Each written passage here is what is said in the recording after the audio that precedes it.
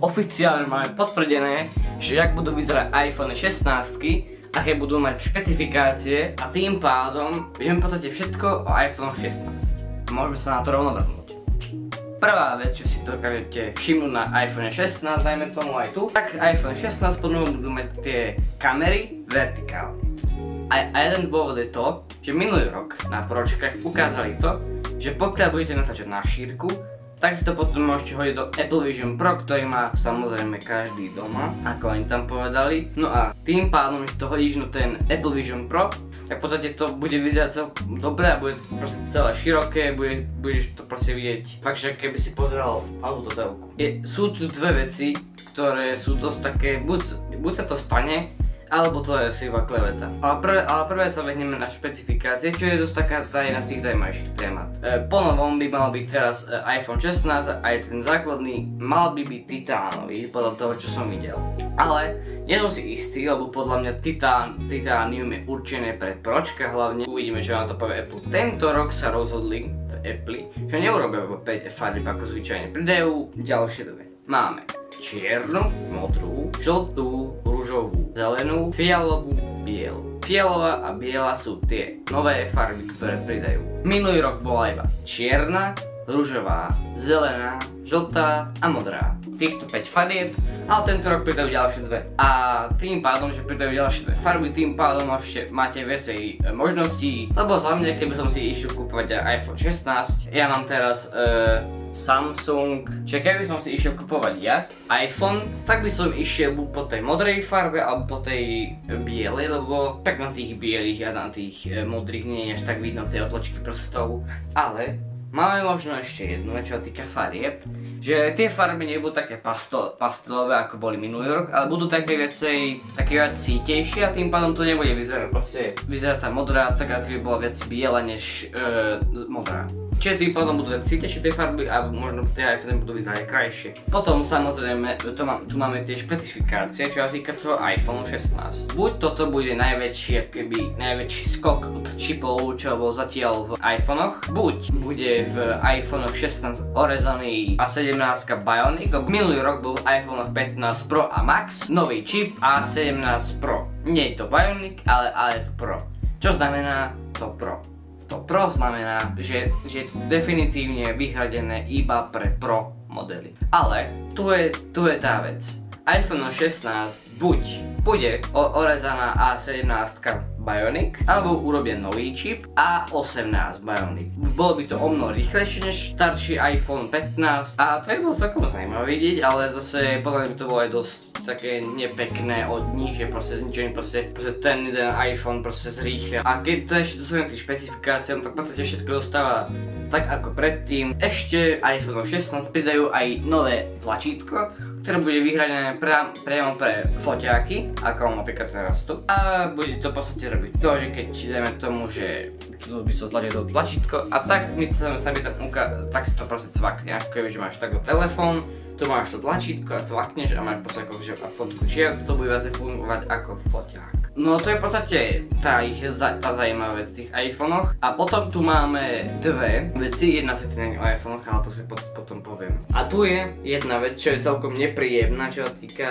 iPhone 16 klasických a možno ďalšej generácie iPhone 17 klasických. Je to, že napríklad viem, že môj kamarát má rád, chce plánovať kúpiť iPhone 15 Plus, či je v podstate ten väčší iPhone. Buď tento rok, alebo na budúci rok, keď budú vychádzať iPhone 17, tak už nebude verzia Plus. A povieme si prečo. iPhone Plusky majú podobný dopad takisto ako mali minička. Že proste sa to predáva najmenej z tých všetkých iPhone. Veľa ľudí si bude kúpiť Pročko, klasický menší iPhone, alebo Maxko, kde majú proste lepšie tie funkcie.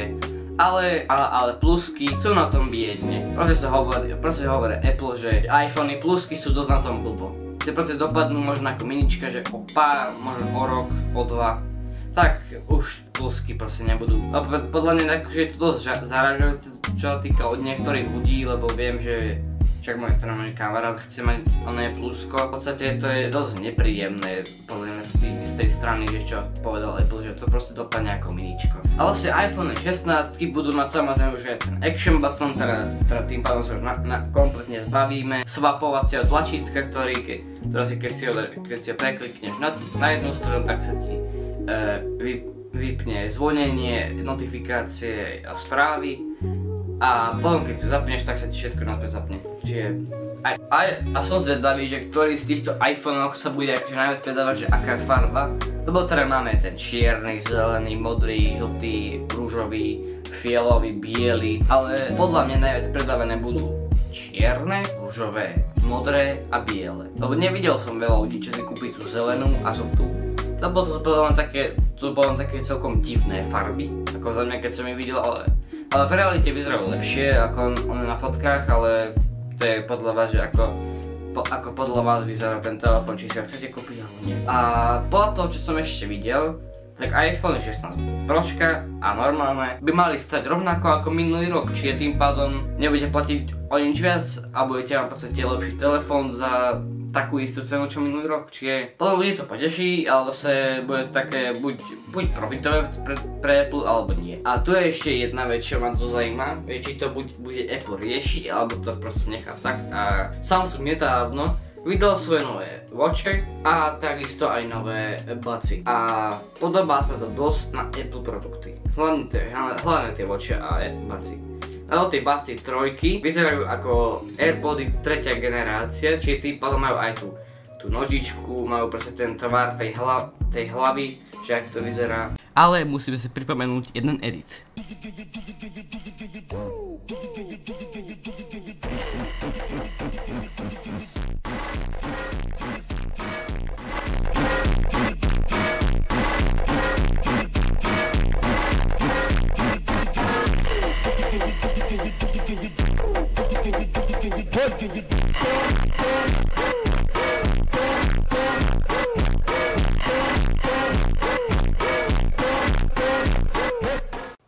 Samsung Watch Ultra vyzerajú rovnako ako Apple Watch Ultra.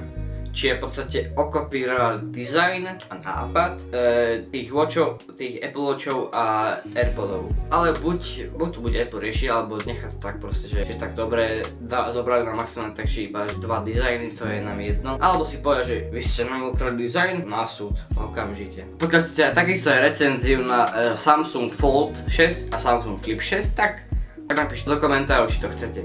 Ale ono to je jedno, ale akože Samsung by si nemusel podľa mňa okopírovať si nejaký dizajn, ktorý použil na svoje produkty. Ale podľa mňa to proste, buď to dopadne dobre alebo zle, to je proste všetko.